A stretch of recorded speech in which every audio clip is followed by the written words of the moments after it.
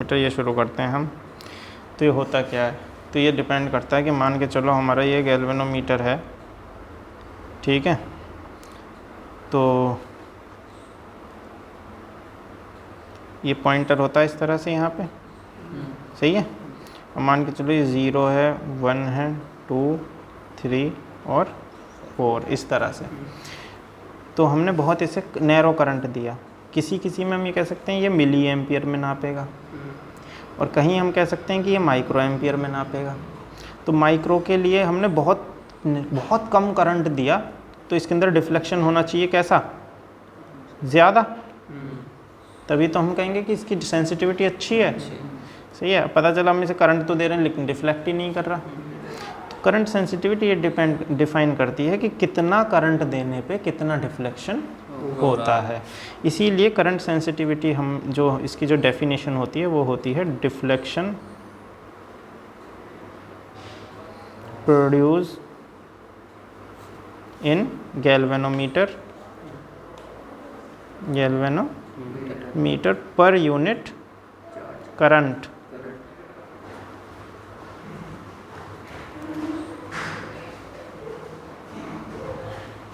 पर unit current, सही है।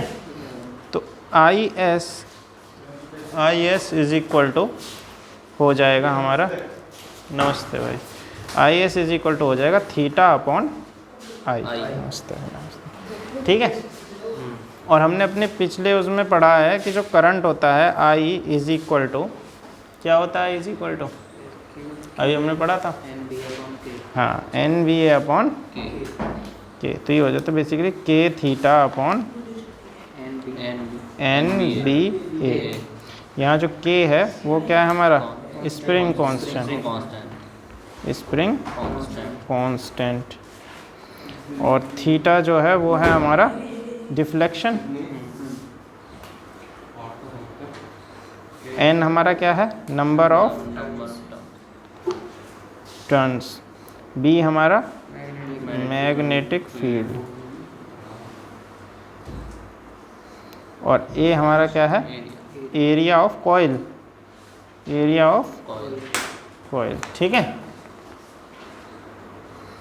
तो यहाँ से हमने आई की वैल्यू को, इस आई की वैल्यू को इसमें रख दिया।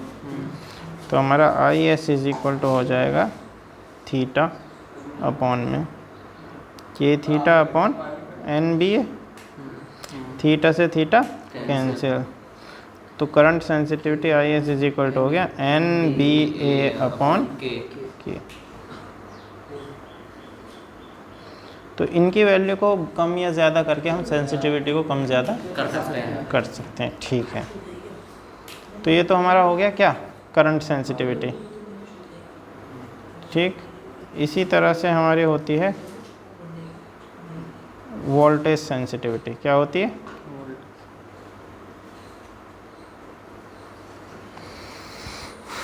Voltage sensitivity. तो वोल्टेज सेंसिटिविटी हमें ये बताएगी कि भाई कितनी वोल्टेज आप दे रहे हो और कितना डिफ्लेक्शन हो रहा है, सेम उसी तरह से। तो ये क्या बताएगा, डिफ्लेक्शन पर यूनिट पोटेंशियल या voltage is known as voltage, ठीक है, सही है। तो ये क्या, deflection per unit voltage is known as voltage sensitivity, ठीक है। तो हम इसे लिखते हैं V S is equal to क्या हो जाएगा, थीटा अपॉन वी। और अब वी की क्या वैल्यू रखें, तो हमें पता वी इज इक्वल टू क्या होता है, आई आर। तो हम यहाँ पे रख देंगे, तो V S is equal to हो जाएगा थीटा अपॉन आई आर, और आई की वैल्यू हमें पता ही है, वही है K theta upon N B A, वो रख देते हैं। तो ये हो जाएगा theta upon K theta R upon N B A, theta से थीटा तो V S is equal to क्या हो गया, N B A upon K R. ठीक है, अब एन बी ए अपॉन के किसके बराबर है, आई एस के, तो हम इसे लिखते हैं आई एस अपॉन आर। ठीक है, तो हमारा V S is equal to हम क्या लिख सकते हैं, आई एस अपॉन आर। ये हमारी होती है वोल्टेज सेंसिटिविटी। ठीक है, तो देखो शंट क्या है, मान के चलो हमारा ये गैल्वेनोमीटर है, ये क्या है, गैल्वेनोमीटर। और गैल्वेनोमीटर ये यूज़ होता है स्मॉल करंट के लिए, स्मॉल करंट के लिए, क्योंकि हमने कहा कि अभी पीछे की सेंसिटिविटी बढ़ रही है, तो यानी कि जो गैल्वेनोमीटर है इसकी जो सेंसिटिविटी है वो हाई होनी चाहिए। कैसी होनी चाहिए, सेंसिटिविटी हाई होनी चाहिए, बहुत ज़्यादा। तो मान के चलो हमने कहा ये स्मॉल करंट पे भी अच्छा डिफ्लेक्शन हमें को ये प्रोवाइड कर रहा है, पर क्या होगा अगर हाई करंट प्रोड्यूस हो जाए, इसके अंदर हाई करंट चला जाए, अगर हमने इसे हाई करंट प्रोवाइड कर दिया तो ये गैल्वेनोमीटर ख़राब हो जाते हैं। तो हमें इसे हाई करंट से सिक्योर करना होता है, सही है, जहाँ पे हमारे शंट की एंट्री होती है। तो शंट क्या है, एक स्मॉल रेजिस्टेंस होता है। तो हमने कहा कि मान के चलो ये हमारे जो है सर्किट है, ये वायर आ रहा है यहाँ से और इसमें बहुत हाई करंट आई जो है आ रहा है, तो हम क्या करते हैं उसको दूसरा रास्ता दे देते हैं, यहाँ से क्या दे देते हैं, दूसरा रास्ता, और ये एक स्मॉल रेजिस्टेंस लगा देते हैं।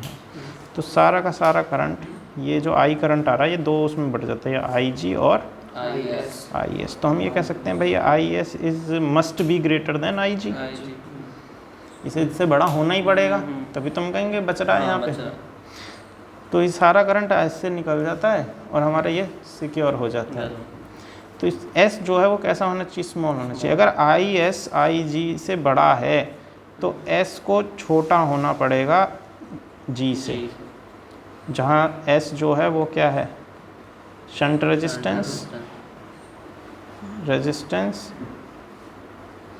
और जी क्या है, ये है resistance of galvanometer, resistance of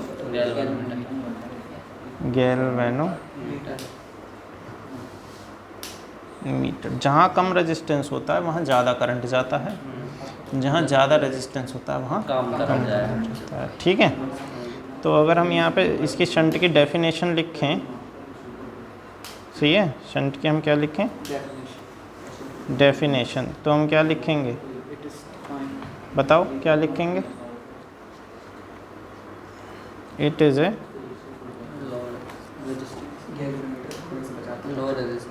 small resistance connected to secure the galvanometer.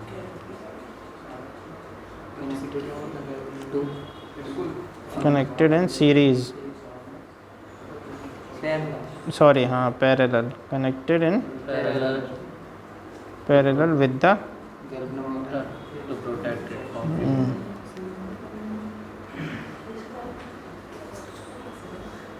meter to protect it from fusion. from large current, सही है, ठीक है, लार्ज करंट से बचाने के लिए इसको हम पैरेलल में लगा देते हैं, कनेक्ट कर देते हैं। ठीक है, तो ठीक है, अब हम शंट की रेजिस्टेंस की वैल्यू कैसे निकालें। ठीक है, तो हमें किसकी वैल्यू निकालनी है, शंट की वैल्यू निकालनी है। तो देखो कैसे निकलेगी हमारी, एस की या जी की, या शंट में जो कितना करंट जा रहा है, आई जी कितना जा रहा है और आई एस कितना जा रहा है, ये कैसे निकलेगा। तो देखो हमें दो चीज़ें पता है, हमने किरचॉफ लॉ से ये पढ़ा, जंक्शन में आने वाला करंट जाने वाले करंट के इक्वल होता है। तो हमने यहाँ से निकाला आई इज इक्वल टू होता है हमारा आई जी प्लस आई एस, क्योंकि आई आ रहा है, ये दोनों जा रहे हैं। ठीक है, यहाँ से अगर हम आई जी निकालें तो कितना हो जाएगा, आई माइनस आई एस, अच्छा, और अगर आई एस निकालें तो कितना हो जाएगा, आई माइनस आई जी। ठीक है, ओके। अगर ये पॉइंट को मैंने ए बोला और इस पॉइंट को मैंने बी बोला, तो हमारा जो पोटेंशियल है इसके अक्रॉस वो सेम रहेगा। भाई हम सीधा सीधा लिख सकते हैं कि भाई बी ए माइनस बी बी, चाहे तो इधर से जाओ या तो इधर से जाओ, चाहे इधर से जाओ, वो तो सेम ही रहेगा। v इक्वल टू क्या होता है आई आर, तो ये कितना हो जाएगा, इधर से क्या है आई जी इंटू जी, तो कितना हो जाएगा आई जी इंटू बराबर होगा किसके आई एस इंटू एस, ये बराबर है। तो चलो अब हमें मान के चलो आई एस निकालना है। आई एस क्या है, करंट इन शंट। हमें बाकी दिया गया है और हमें आई एस पूछा है, तो हम क्या करेंगे, आई जी की यहाँ पे वैल्यू रखी है। आई जी की वैल्यू कितनी है, आई माइनस आई एस, तो मैंने लिखा I minus I S into G is equal to I S into S. हमें निकालना है आई एस। क्या निकालना है, क्वेश्चन में वो हमसे पूछ सकता है कि कितना करंट जा रहा है शंट में। ठीक है, तो मैं आई एस निकालता हूँ। यहाँ जाएगा I G minus I S into G is equal to S into S. इसको इधर ले गए, क्या हो गया, I G is equal to, यहाँ से आई एस ले लिया कॉमन, क्या बचा एस प्लस जी, तो I S is equal to क्या हो जाएगा आई जी अपॉन में एस प्लस जी। तो ये वैल्यू किसकी आई, आई एस की वैल्यू आ गई। ठीक है, दूसरा हमसे पूछ सकता है आई जी की वैल्यू निकालो। इस इक्वेशन को फर्स्ट मान लेते हैं, सही है। तो हमसे अगर आई जी की वैल्यू पूछे, आई जी क्या है, करंट इन गैल्वेनोमीटर, तो हम ये फर्स्ट वाली इक्वेशन को ही पकड़ेंगे और इसमें अब हमें आई जी निकालना, तो आई एस की वैल्यू कितनी रख देंगे, आई माइनस आई जी, तो रखो इसके अंदर, तो ये हो जाएगा I G into G is equal to I S की value I minus I G into S, तो ये हो जाएगा I G into G is equal to I S minus I G into S. ठीक है, अब ये आई जी वाला इधर ले जाएंगे तो ये प्लस हो जाएगा, तो आई जी और ये कितना हो जाएगा G plus is equal to I S, तो I G is equal to क्या हो जाएगा I S upon G plus S. तो ये सेम है, बस इसका जस्ट अपोजिट हो गया ये, और कुछ नहीं है। तो आई जी निकल गया और आई सी। अब अगर आपसे एस पूछा जाए कि शंट रेजिस्टेंस कितना लगाएंगे हम, सपोज करो हमसे उसने कहा कि हमें इतना करंट देना है, तो शंट की वैल्यू बताओ कि कितना लगाएं हम, जो इतना ही करंट इसमें से जाए। तो तुम एक काम करना, यहाँ से एस निकाल लेना। तो अगर हम यहीं से एस निकाल लें तो एस इज इक्वल टू क्या हो जाएगा I G into G upon I minus I G. तो इससे क्या है, आई क्या है नेट करंट, आई जी क्या है कि हमें गैल्वेनोमीटर में कितना करंट भेजना है। तो जितना करंट उसमें भेजना होगा यहाँ वैल्यू रख देंगे, तो हमें शंट की वैल्यू पता चल जाएगी कि पैरेलल में कितना करंट, कितना रेजिस्टेंस जोड़ें। तो एक हमारे पास फॉर्मूला शंट का भी होता है, सही है। जैसे कभी कभी क्वेश्चन में ये दे देगा कि हमने एक सर्किट बनाया और सर्किट में मान के चलो 10 एम्पियर का करंट जा रहा है या 5 एम्पियर का करंट जा रहा है, और हमें भेजना है 0.5 एम्पियर गैल्वेनोमीटर में, तो कितने ओम का रेजिस्टेंस हमें लगाना है। तो हमारे पास आई की वैल्यू है 2 एम्पियर, हमारे पास आई जी की वैल्यू है 0.5 एम्पियर, और गैल्वेनोमीटर का रेजिस्टेंस दिया होगा हमें, एस निकालना। इस फॉर्मूले में रख दो वैल्यू, आई जी की वैल्यू है और आई की वैल्यू है, ये हो गया, और जी की वैल्यू दी होगी, एस निकल जाएगा। ठीक है, तो ऐसे इसका क्या करना है, यूज़ करना है। ठीक है, तो ये तो था शंट। तो शंट का यूज़ करती हैं, मतलब गैल्वेनोमीटर यूज़ करना है तो शंट तो लगा ही रहेगा। तो शंट इसे क्या करता है, हाई करंट से प्रोटेक्ट करता है। ठीक है, अब आता है कि इसको हमें क्या करना है, एज ए एमीटर यूज़ करना है। तो एज ए एमीटर यूज़ करने के लिए ये जो पूरी असेंबली तुम देख रहे हो, ये जो असेंबली तुम देख रहे हो, इसको ले जाके सीरीज़ में फिट कर दो किसी भी सर्किट के साथ, सही है। तो वहाँ से नेट करंट हमें मिल जाएगा। भाई आई जी निकाल लो, आई एस निकाल दो, नेट करंट मिल जाएगा। ठीक है, तो एज ए एमीटर तो हम इसका ऐसे यूज़ कर लेते हैं। देखो एस निकाल रखा है इसने अपने शंट रेजिस्टेंस, तो ये एज ए एमीटर हमारा यूज़ होता है ऐसे ही। ठीक है, इसमें अगर हमसे पूछे एज ए एमीटर में नेट रेजिस्टेंस कितना होता है, ठीक है, क्या निकालना है, net resistance in ammeter.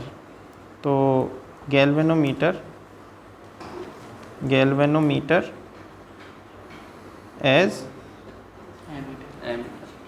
Ammeter. ठीक, तो इसमें इतना शंट हम लगा देंगे और आई की वैल्यू निकाल लेंगे। ठीक है, समझ में आ गया? अच्छा, अब आ जाता है इफेक्टिव रेजिस्टेंस। इसमें क्या आता है? Effective resistance. तो इफेक्टिव रेजिस्टेंस हमारा पैरेलल में है रेजिस्टेंस एस और जी, तो यही तो रेजिस्टेंस है। तो पैरेलल में हमारा इफेक्टिव रेजिस्टेंस क्या होता है? 1/RP, मान के चलो ये पैरेलल रेजिस्टेंस है, तो कितना हो जाएगा? 1/G plus 1/। अब इसे सॉल्व करो तो ये क्या आएगा? S plus G upon GS। तो ये 1/RP की वैल्यू है, तो RP की वैल्यू कितनी आ जाएगी? GS upon S plus G। ये इफेक्टिव रेजिस्टेंस है जब हमारा कैसे यूज़ हो रहा है? एमीटर। ठीक है, ये हो गया। अब आ जाता है गैल्वेनोमीटर एज ए वोल्टमीटर। क्या आएगा? Galvanometer as voltmeter. ठीक है, सही है। अब गैल्वेनोमीटर को एज ए वोल्ट मीटर कैसे यूज़ करें? तो देखो, हमने ये लगाया गैल्वेनोमीटर, ये गैल्वेनोमीटर। अब इसे हाई वोल्टेज से भी तो बचाना है, तो हमने क्या करा? हाई वोल्टेज से यहाँ पे क्या लगा दिया? एक रेजिस्टेंस लगा दिया। क्या लगा दिया? रेजिस्टेंस लगा दिया। तो ये वोल्टेज ड्रॉप कर देगा। पैरेलल में हमारा शंट लगा ही रहेगा, शंट नहीं हटेगा, शंट कहीं नहीं जाएगा। ये तो IS गया इसमें, सही है। और यहाँ ये वोल्टेज को क्या कर दे रहा है? ड्रॉप। सही है। तो यहाँ से मान के चलो भाई, पैरेलल में करंट तो बढ़ रहा था, वोल्टेज तो उतनी थी। तो ये अब R जो रेजिस्टेंस लगा यहाँ पे, ये क्या कर देगा? वोल्टेज को ड्रॉप कर देगा। ये तो हो जाएगी VG, और यहाँ से यहाँ तक क्या हो जाएगा? VR। ठीक है। अब इन दोनों के अक्रॉस यहाँ से ये A पॉइंट है और ये B पॉइंट है, तो इसने यहाँ पे पॉइंट C ला दिया है। तो अगर A और B के बीच में V टोटल पोटेंशियल है, वोल्टेज है, तो V इज इक्वल टू क्या हो जाएगा? VG plus VR। ये हमारा यहाँ पे वोल्टेज की तरह यूज़ हो जाता है। तो अब हमें मान के चलो यहाँ पे क्या निकालना है? IG, यानी कि कितना करंट यहाँ पे जाएगा। या IS तो इधर चला गया, इधर कितना जा रहा है? IG करंट जा रहा है। तो हमें सिर्फ IG, R और G के बीच में निकालना है। तो जो टोटल रेजिस्टेंस है, टोटल रेजिस्टेंस है, तो सीरीज़ में रेजिस्टेंस कैसे जुड़ जाता है? सीधा सीधा जुड़ जाता है। तो हमारा R हो जाएगा RS इज इक्वल टू हो जाएगा G प्लस R। सही है। और V इज इक्वल टू क्या होता है हमारा? IR। तो VG इज इक्वल टू क्या हो जाएगा? IG R। सही है। तो IG इज इक्वल टू हो जाएगा नेट पोटेंशियल, भाई IG कितना जा रहा है? नेट पोटेंशियल हम यहाँ लेंगे V upon total resistance R। तो टोटल रेजिस्टेंस हमारा RS है यहाँ पे, सीरीज़ में तो हो जाएगा V upon G plus R।